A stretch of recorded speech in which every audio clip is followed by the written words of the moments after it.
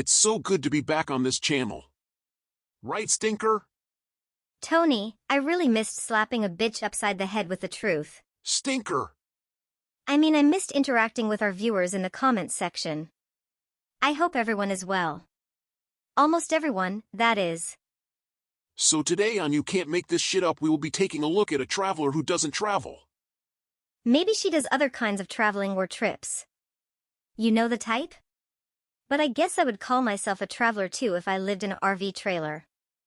The only traveling I ever heard her talk about was the long road to visit her pa in prison with his crazy mom hooting and hollering like a loon. There was that time when she was following the yellow brick road and dropped her basket and started singing, a tisket, a tasket, a red and gory casket. Legend has it they still haven't found that basket. So we all know that the dropping of her basket meant that she went all loop-de-loo, but sometimes I wonder if the break some people have is actually reality creeping in and it isn't very pretty. She seemed proud of it, but what I wanted to highlight here was her blaming a murder victim for her own murder. Let's start with the details of the murder. Her pa was a drug dealer and went 20+ miles to pick up the victim at his mother's house and then took her to a party. He then took her back to his trailer in the mobile home park he lived at and shot her twice in the stomach.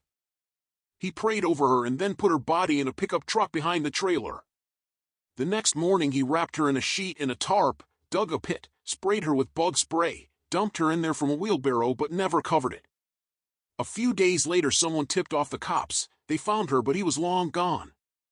He turned himself in a couple days later and was eventually convicted of murder and sentenced to 99 years. Didn't the victim have 5 children? Stinker, yes. The youngest being twin boys age 7. Let's jump right in and hear how loop-de-loo justifies it and blames the victim. Let me tell you something. You know what, regardless of what anybody fucking says, I'm proud of where I come from.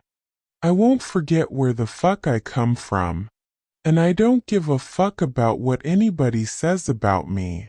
Nobody. I don't care. I don't give a fuck. Wear that shit with pride, and quit whining about everybody talking about you and your daddy then. Nobody's fucking perfect. Nobody. My father was in a life of crime. I never fucking denied that. As Steppenwolf so eloquently put it, God damn the pusher man.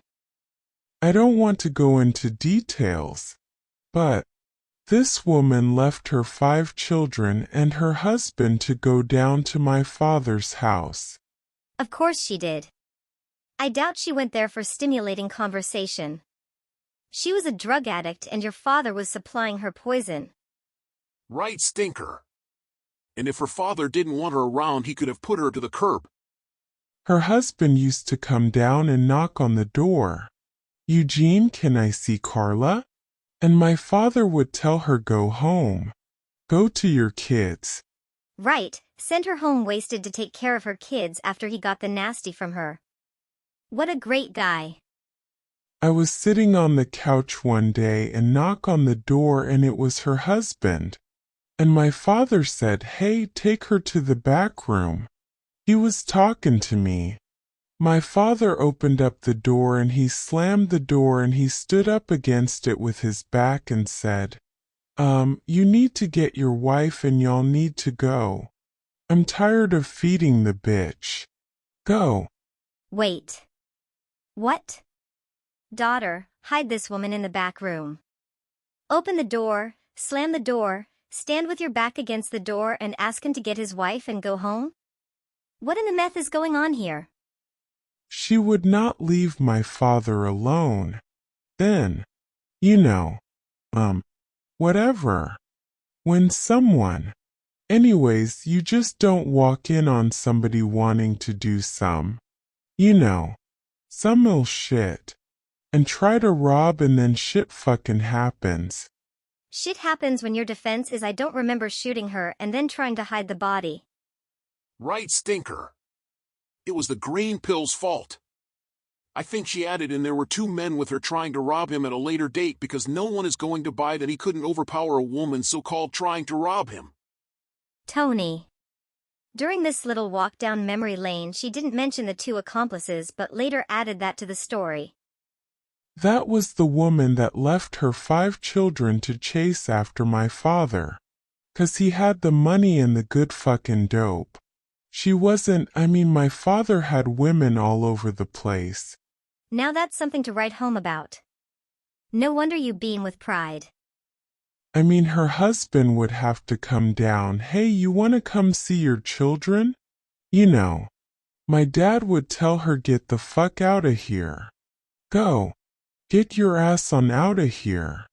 Well, I guess he made that finally happen, didn't he? You know what? What kind of fucking husband was her old man? Can I see my wife? Well, I guess he would say that. You know. Get the fuck outta here with that shit. You know? Maybe he was the kind of husband that was trying to save his wife from addiction, but some low life down the block was feeding her with it. I guess he deserved to lose her too. Right? Stinker, I feel for the victim's kids and any kids that have or had parents addicted to drugs. Lupe D. Lou herself was an addict and left her child. Did she deserve the same fate as Carla? Anyway, I'm done with this bag of crap. I'm out of here. See you all next time.